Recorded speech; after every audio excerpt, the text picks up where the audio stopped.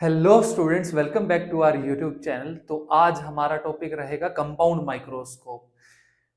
इसके अलावा हमने सिंपल माइक्रोस्कोप अपनी प्रीवियस वीडियो में कवर किया है, उसके कुछ लास्ट रिजल्ट हम इसमें यूज करेंगे। तो अगर आपने वो वीडियो नहीं देखी है तो आप पहले उसको चेकआउट करो, उसके बाद जो है इस वीडियो को कंटिन्यू करना। अच्छा, अब यहाँ पे कंपाउंड माइक्रोस्कोप में भी हमने दो केसेस पढ़ने हैं, जैसे हमने सिंपल माइक्रोस्कोप में पढ़े थे। एक बार जब फाइनल इमेज 25 सेंटीमीटर पे बन रही है और एक बार जब फाइनल इमेज कहाँ बन रही है, इन्फिनिटी पे। तो दोनों केसेस में मैग्नीफाइंग पावर का जो है एक्सप्रेशन हुआ हम आज की क्लास में डिराइव करेंगे और बहुत ही ज्यादा इंपॉर्टेंट टॉपिक है। तो चलिए शुरू करते हैं। तो सबसे पहला केस रहेगा जब फाइनल इमेज कहाँ बन रही है, इन्फिनिटी पे।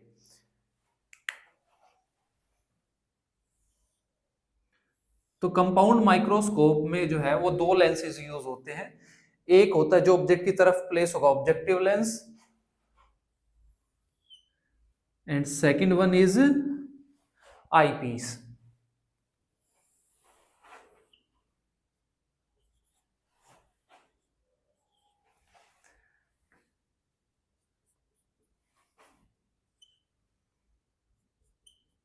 FO dash. अच्छा, अब देखो जो फाइनल इमेज है, यहाँ पे दो दो लेंसेज है। जो ऑब्जेक्टिव लेंस है उसकी focal length is always less than eyepiece, ये रहेगा। अब इस वाले लेंस ने जो इमेज बनाई है वो सेकंड वाले लेंस के लिए किसका काम करेगी, ऑब्जेक्ट का काम करेगी। अब पहला जो लेंस है वो कहां पे इमेज बनाएगी, ये दूसरा जो लेंस है वो इसकी फाइनल इमेज को कहां बना दे, इन्फिनिटी पे बना दे। तो ऑब्वियस सी बात है, अगर ये वाला लेंस किसी भी ऑब्जेक्ट की इमेज इसके फोकस पे फॉर्म करता है तो इसके लिए तो ऑब्जेक्ट जो है वो कहां रखी हुई है, फोकस पे, और फाइनल इमेज कहां बन जाएगी फिर, इन्फिनिटी पे। तो यहां पे हम एक बार कई ऑब्जेक्ट रखते हैं। ये पॉइंट है हमारे पास ए पी। एक लाइट रे जो पैरेलल है वो इस फोकस से पास होगी, दूसरी लाइट रे जो ऑप्टिकल सेंटर से जाती है तो वो तो स्ट्रेट अवे पास हो जाती है। अच्छा, इस लेंस ने तो इमेज इस पॉइंट पे बनाई है, ये वाला ये पॉइंट है ए डैश बी डैश। अब हमें यही मानना है इसमें क्या, कि इस सेकंड वाले लेंस का जो फोकस है वो यहां है, इस पॉइंट पे ही है। तो ये है फोकस किसका, आईपीस का। सेम इधर भी एफ ई डैश। अच्छा, इस लेंस के लिए ऑब्जेक्ट कहां है, ये है। जो पहले लेंस ने जो इमेज बनाई वो सेकंड लेंस के लिए किसका काम करेगी, ऑब्जेक्ट का काम करेगी। अब यहां से लाइट रेज जो है इस तरीके से ट्रेवल करेंगी और ये वाली लाइट रे यहां से ऐसे जाएगी।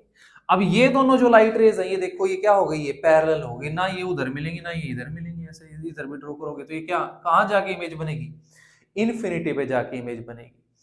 तो इस पर्टिकुलर केस में मैग्नीफाइंग पावर क्या होगी इस कंपाउंड माइक्रोस्कोप की, तो उसके लिए एक्सप्रेशन अभी लिखते हैं हम। तो जो मैग्नीफाइंग पावर जो है कि मैग्नीफाइंग पावर का फॉर्मूला होता है यहाँ पे angle subtended bye final image, angle subtended bye final image. Image कहां बन रही है, इन्फिनिटी पे, at infinity, divided by angle subtended by object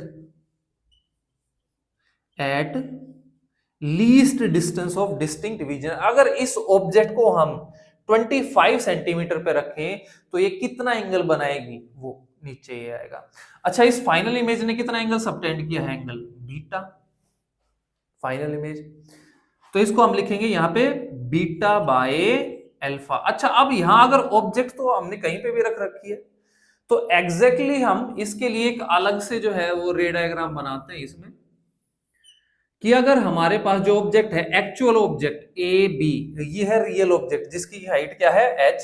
अच्छा, इसको एच डैश कंसीडर कर लेते हैं, ये होगी एक्चुअल ऑब्जेक्ट जिसकी की हाइट कितनी है, एच। अगर ये ऑब्जेक्ट कितने डिस्टेंस दूर रखी हुई हो, least distance of distinct division पे रखी हुई हो, तो कितना एंगल सबटेंड करेंगे, अल्फा। तो वही है, इसमें से अल्फा की वैल्यू आएगी और यहां से किसकी वैल्यू आएगी, बीटा की वैल्यू आएगी। अच्छा, जब ये एंगल बहुत ज्यादा स्मॉल हो, बीटा और अल्फा की वैल्यू स्मॉल हो, तो बीटा को tan बीटा लिखा जा सकता है और अल्फा को क्या लिखा जा सकता है, tan अल्फा। तो इसको अप्रोक्सीमेटली हम लिख सकते हैं tan beta by tan alpha. tan beta की वैल्यू क्या होगी, देखो ये है perpendicular, perpendicular divided by base. तो परपेंडिकुलर क्या है हमारे पास, h डैश और बेस क्या है यहाँ पे, ये है, जो कि फोकल लेंथ है किसकी, आई पीस की। तो यहां लिखेंगे एफ ई डिवाइडेड बाय, अच्छा अब यहां पे 10 अल्फा को क्या लिख सकते हैं, 10 अल्फा अप्रोक्सीमेटली इक्वल्स टू है ये परपेंडिकुलर डिवाइड बाय बेस, यानी कि h बाय डी। अल्टीमेटली हमारे पास क्या आता है, h डैश बाय h। अच्छा ये देखो, ये तो यहां आएगा और ये d ऊपर जाएगा, क्या हो जाएगा, मल्टीप्लाई, तो ये आएगा d by f e. h dash by h ये किसको रिप्रेजेंट कर रहा है, मैग्नीफाइंग पावर किसकी, सिर्फ और सिर्फ इस ऑब्जेक्टिव लेंस की। ये है ऑब्जेक्टिव लेंस की, और ये किसके लिए है, मैग्नीफाइंग पावर आईपीस के लिए। ये सेम रिजल्ट जो आया है वो हमने सिंपल माइक्रोस्कोप में ही पढ़ा है। जब ये इस वाले लेंस को भूल जाओ, सिर्फ ऑब्जेक्ट अगर यहां रखी हुई हो तो इसने जो इमेज बनाई है उसकी मैग्नीफाइंग पावर सिंपल माइक्रोस्कोप में भी सिर्फ क्या आई थी, डी बाय एफ। सिंस यहाँ पे दो लेंस है तो फोकल लेंथ एफ ई या एफ ओ इससे हम रिप्रेजेंट करते हैं। तो मैग्नीफाइंग पावर जब इमेज इन्फिनिटी पे बनती है तो वो आती है h dash by h with into d by f e. इस एच डैश बाय एच को हम ये भी लिख सकते हैं v by u, v by u, d by f e. अच्छा ये किसके लिए है इमेज, ऑब्जेक्टिव लेंस के लिए। ये ऑब्जेक्ट डिस्टेंस किसके लिए है, ऑब्जेक्टिव लेंस के लिए है। तो ये है हमारा फाइनल एक्सप्रेशन। इसको भी थोड़ा सिंप्लीफाई करना चाहें तो ये जो इमेज है ये लगभग इस लेंस के नजदीक बन रही हो तो इसको ट्यूब लेंथ लिखा जा सकता है L। और ये जो ऑब्जेक्ट है, एक्चुअल जो ऑब्जेक्ट है UO जिसको के लिख रहे हैं हम, ये फोकस के बिल्कुल नजदीक है तो इसको हम क्या लिख सकते हैं, focal length of objective lens into d by f ई। पर ये अप्रोक्सीमेटली आंसर आएगा, इससे एग्जैक्ट आंसर आएगा ये जो यहाँ पे जो एक्सप्रेशन लिखा हमने VO by UO into d by f e, ये है मैग्नीफाइंग पावर। अच्छा इस पर्टिकुलर केस में हमें इसकी ट्यूब लेंथ भी जो है वो फाइंड आउट करनी आ सकती है। तो ट्यूब लेंथ का और एक्सप्रेशन यहाँ लिखेंगे हम एक बार। ट्यूब लेंथ जो रहेगी यहाँ पे L से रिप्रेजेंट करते हैं ट्यूब लेंथ। दोनों लेंसेज के बीच की दूरी जो होती है उसी को हम क्या बोलते हैं, ट्यूब लेंथ। अच्छा यहां से लेके यहां तक का ये जो डिस्टेंस है ये क्या है, VO। इमेज तो देखो इस वाले लेंस के लिए तो ये इमेज है, सेकंड वाले लेंस के लिए ये क्या है, ऑब्जेक्ट का काम कर रही है। तो यहाँ पे ये जो डिस्टेंस इसको क्या लिखेंगे, VO प्लस ये क्या है, FE focal length of eyepiece. ये रहेगी ट्यूब लेंथ, मतलब ऑब्जेक्टिव लेंस और आईपीस के बीच का डिस्टेंस। तो ये है फाइनल हमारे पास जो है मैग्नीफाइंग पावर का फॉर्मूला जब फाइनल इमेज कहां बन रही हो, इन्फिनिटी पे बन रही हो इन अ कंपाउंड माइक्रोस्कोप। अब फटाफट से नेक्स्ट जो है जब फाइनल इमेज 25 सेंटीमीटर पे बन रही हो उसके लिए और एक्सप्रेशन फाइंड आउट करते हैं। इसमें ही थोड़ा सा चेंजेस जो है वो कर लेंगे हम।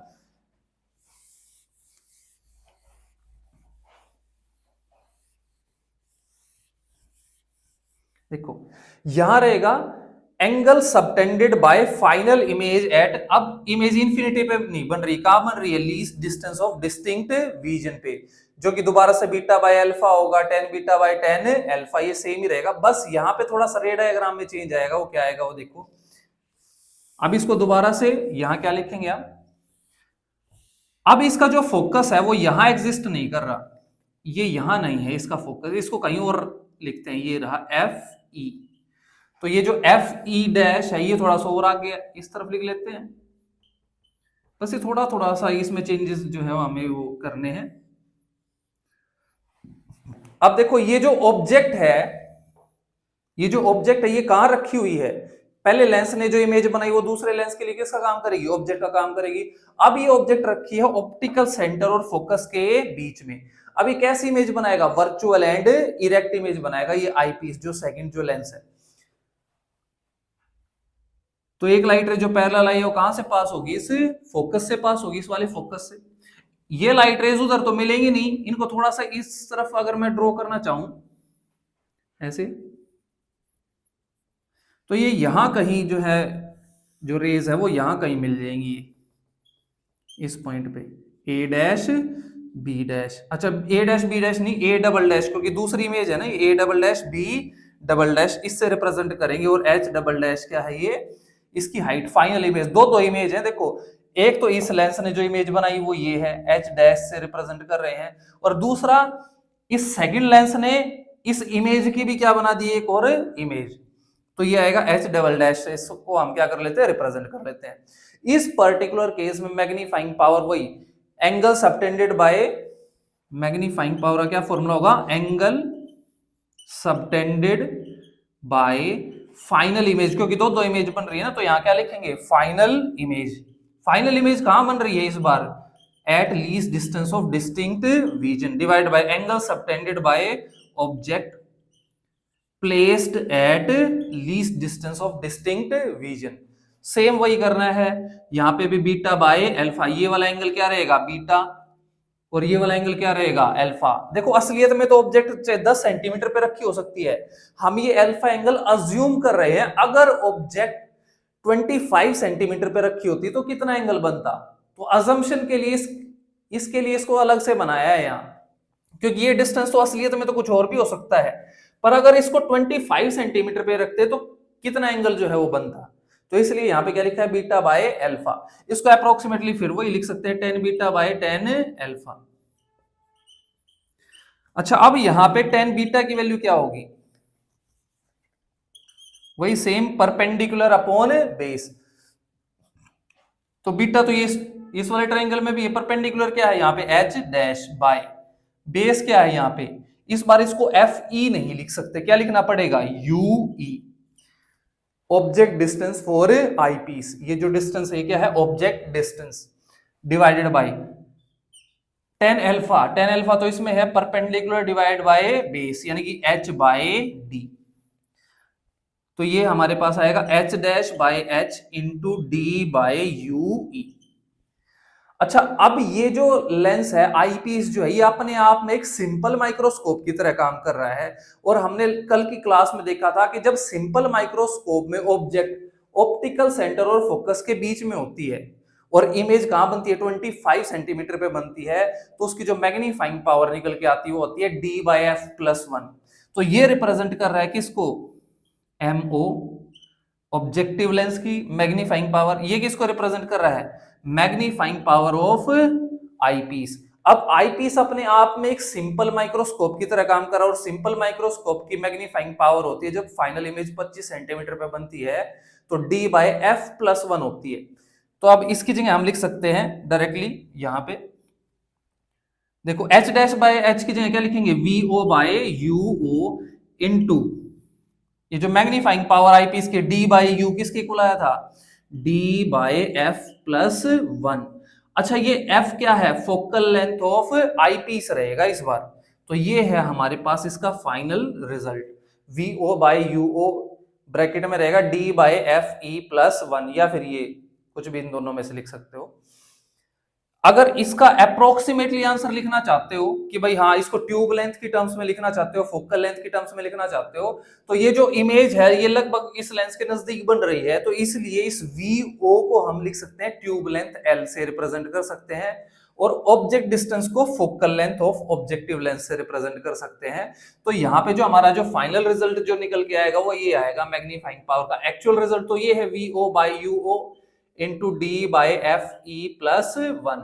अब अप्रोक्सीमेटली लिखना चाहो तो ये आएगा ट्यूब लेंथ डिवाइडेड बाय, यहां पे क्या रहेगा, फोकल लेंथ किसकी, ऑब्जेक्टिव लेंस की, into d by f e plus 1।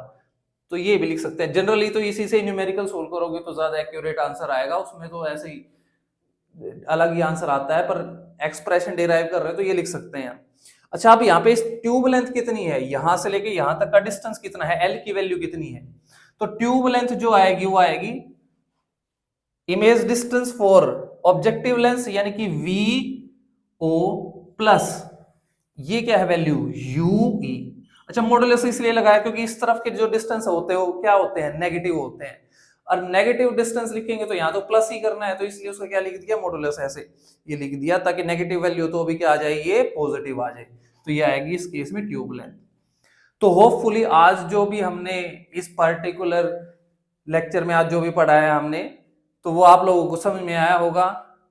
अगली जो वीडियो रहेगी वो रहेगी हमारी टेलीस्कोप के ऊपर, जिसमें कि हमें वही 25 सेंटीमीटर पे फाइनल इमेज और एक बार इन्फिनिटी पे, दोनों केसेस में हमें क्या फाइंड आउट करनी है, मैग्नीफाइंग पावर हमें फाइंड आउट करनी है। तो मिलते हैं अगली वीडियो में।